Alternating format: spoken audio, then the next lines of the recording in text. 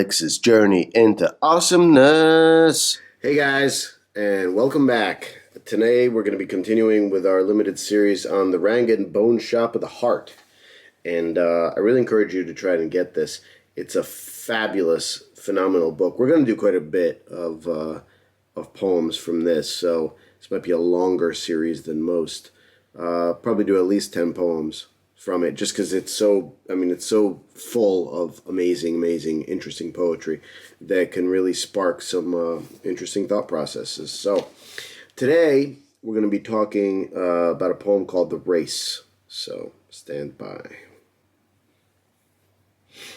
The Race. When I got to the airport, I rushed up to the desk, and they told me the flight was canceled. The doctor had said my father would not live through the night, and the flight was canceled. A young man with a dark blonde mustache told me another airline had a non-stop leaving in 7 minutes. See that elevator over there? We'll go down to the first floor, make a right, you'll see a yellow bus. Get off at the second Pan Am terminal. I ran. I, who had no sense of direction, raced exactly where he'd told me, like a fish, slipping upstream deftly against the flow of the river. I jumped off that bus with my heavy bags and ran. The bags wagged from side to side as if to prove I was under the claims of the material. I ran up to a man with a white flower on his breast. Who always goes to the end of the line. I said, "Help me." He looked at my ticket. He said, "Make a left, and then a right. Go up to the moving stairs, and then run." I raced up the moving stairs, 2 at a time. At the top, I saw the long, hollow corridor, and then took a deep breath. I said goodbye to my body, goodbye to my comfort.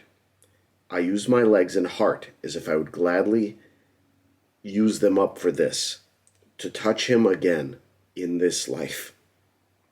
I ran, and the big, heavy, dark bags banged me, wheeled me, and swarmed around me like planets in wild orbits. I had seen pictures of women running down roads with their belongings tied in black scarves grasped in their fists, running under serious gray historical skies.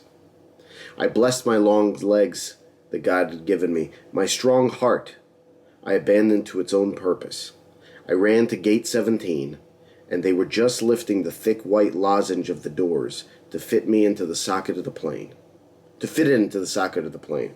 Like the man who was not too rich, I turned to the side and slipped through the needle's eye, and then I walked down the aisle towards my father. The jet was full, and people's hair was shining. They were smiling. The interior of the plane was filled with a mist of gold endorphin light. I wept as people weep when they enter heaven, in massive relief. I lifted up gently from one tip of the continent and did not stop until we sat down lightly on the other side. I walked into his room and watched his chest rise slowly and sink again all night. I watched him breathe. So this was The Race by Sharon Olds. Man, what a poem. That's strong. It's visceral. It really is. And I loved it. So my question to you today is, how bad do you want your life? How bad do you want your life? The way you think it should be. The way you envision it. How bad do you want it? You want it as much as Sharon wanted to see her father one last time before he expired from this world? Because I'm pretty sure you gotta want it that bad to get it. Manifesting and the law of attraction work. They work. But you gotta provide the raw materials to make that happen. You gotta want it, man.